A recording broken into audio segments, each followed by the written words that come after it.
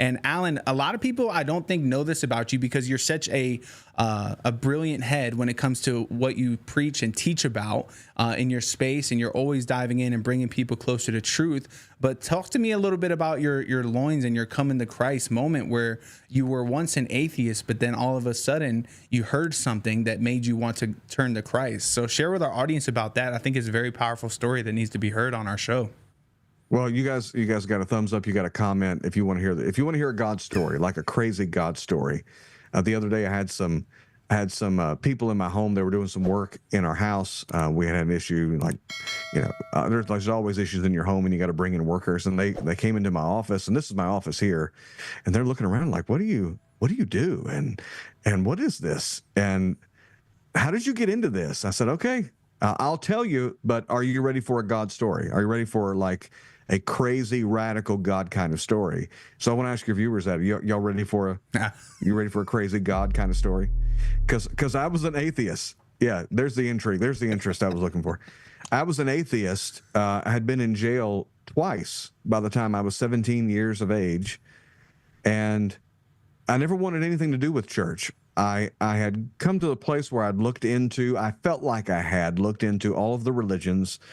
I'd looked into witchcraft. I'd looked into the occult, but particularly Christianity. Whenever I would ask Christians any questions, they didn't have any answers. They didn't even know what they believed or why they believed it. And I knew certainly they weren't living up to what that book teaches. And so I said, you know what, if it's superficial, it's not supernatural. And if it's not supernatural, it's superficial. This can't be real. So if any religion is right, it can't be Christianity. And I just hated Christians. I hated the hypocrisy. I call them Christian atheists, people who say they believe in God, but they live like he doesn't exist. And I was simply reacting to that and responding to that. And so I had done away with church as a possibility in my mind. At 17 years of age, I gave one speech in class, I remember in high school, attempting to disprove the existence of God. And when you're in rural North Carolina, in the backwoods, that kind of thing doesn't really go over very well, but that's what I did nonetheless.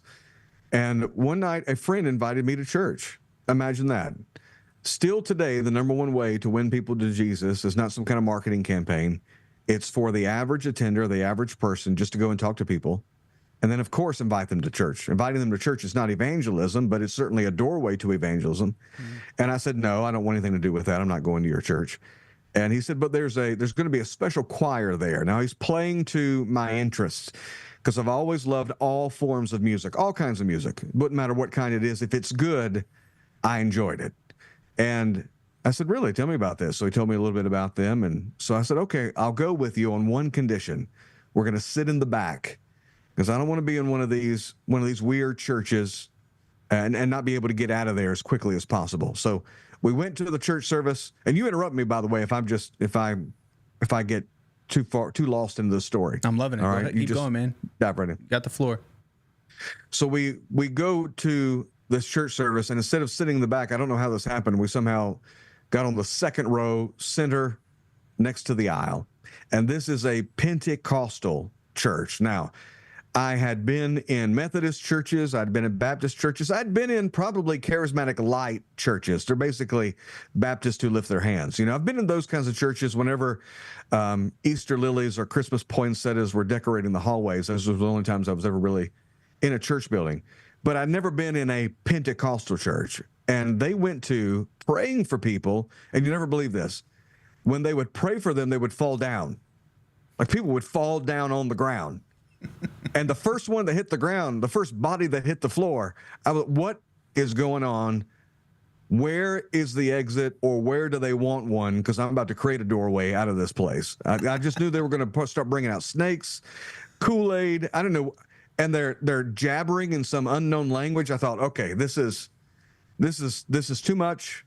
And I didn't know how to get out of there. And I'm literally looking for the exit. I'm looking for the way out. And the preacher, it was a short little black preacher, fiery black preacher, pointed his finger at me and said, you, called me out of the audience and came up to me and said, just like the prophet Elijah laid on that Shunammite woman's son to bring him back to life in the natural, I'm laying hands on you to bring you to life in the spirit. You will live and not die, and I will make you an example of what I can do with a young man sold out to me. And then he pushed me down. And seriously, and you know, Pentecostals get excited. You know, we get excited when we're laying hands on people sometimes. And I'm on the ground, forcibly so. I'm just like this horror story that you think of when you want to invite your friend to church, what you don't want to happen to them when you invite them to church. You're like, Lord, I hope the pastor doesn't get to sweating too much in this service. Lord, please don't get him to spitting. Don't let the pastor start spitting and laying hands on people. And don't let Sister Yay go to speaking in tongues on the front row, you know. So this was the worst situation to bring an unbeliever in, at least the way we think of it, you know. And people say, well, did you feel anything? No, I felt anger. I felt fury that I was in this place and I had to get out of there. So I don't know how we get it. The service ends around that time. I get off the floor and I get my friend back in the car, and I think I cracked the dashboard, slamming my hand on the dashboard, cussing him out on the way home, driving him home for bringing me into that blankety blank place. And I swore I would never darken the doors of a church again. And 3 days later, I was back. Wow.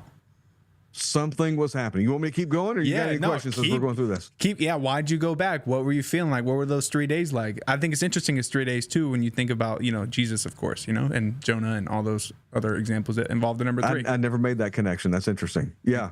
So those 3 days were a time of turmoil, a darkness, just in this depressive, nihilist view of there's no meaning, there's no purpose, you don't believe in any of this, none of this is for you. And he invited me then, not to a church service, he invited me to a party with a bunch of teens. He said, listen, you know, it's church people, but it's not church. There's not going to be a service, there's no preaching, there's free food, there's games, and there's girls. So you know what, let's just go. So I said, okay, I'll go to this.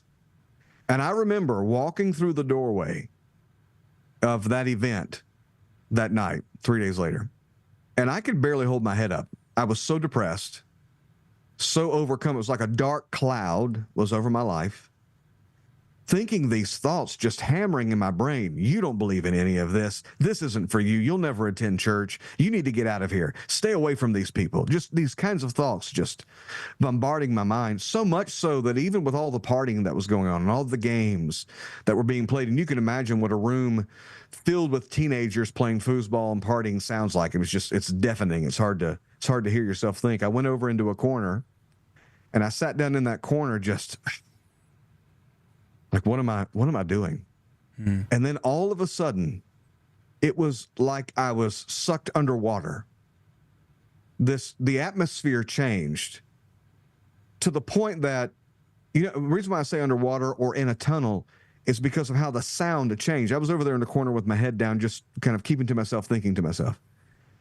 And when this happened, all of the noise around me became muffled and dull, as if you're underwater. You know, you can hear the voices, but you can't distinguish really what they're saying, to the point that it shook me. I looked up and I could see people's mouths moving, but I couldn't distinguish the words that were coming out of their mouths. Wow. Now, all of a sudden, those thoughts that were in my head were audible, as if you're like my voice is to all of you listening right now. I could hear it as clear as a bell on a foggy morning. You don't believe in any of this. You need to get out of here. This isn't for you. And in that moment, by the grace of God, it was almost like the Wizard of Oz when the curtain was pulled back and you could see who was really doing the talking.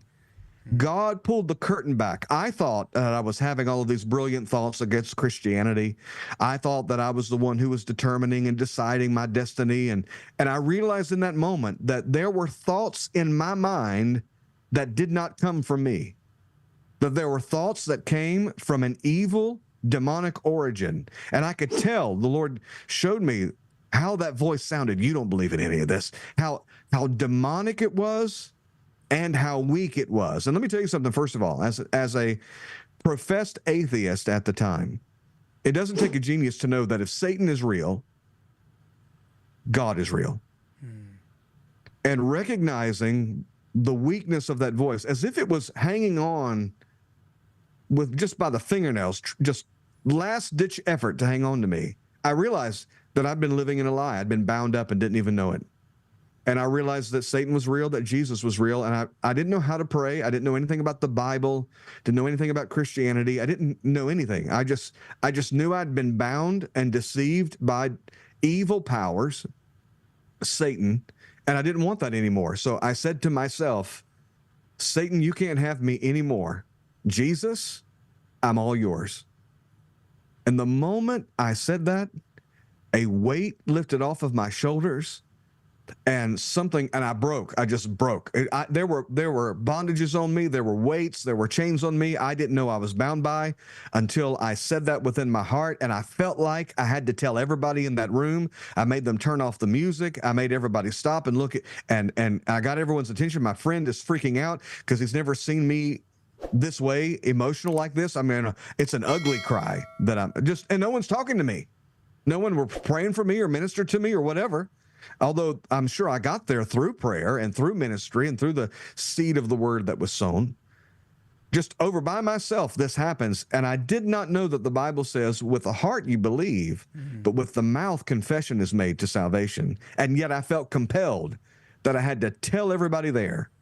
And when I told everybody what happened to me, what I just told you, I was transformed.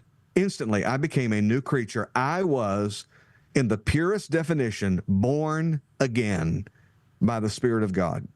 And I've never gone back since.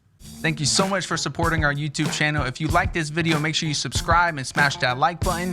If you would like to see another short clip from this episode, you can do so here. Or if you want to see the full conversation, you can do so here.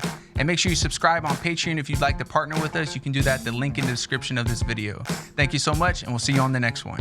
Cheers.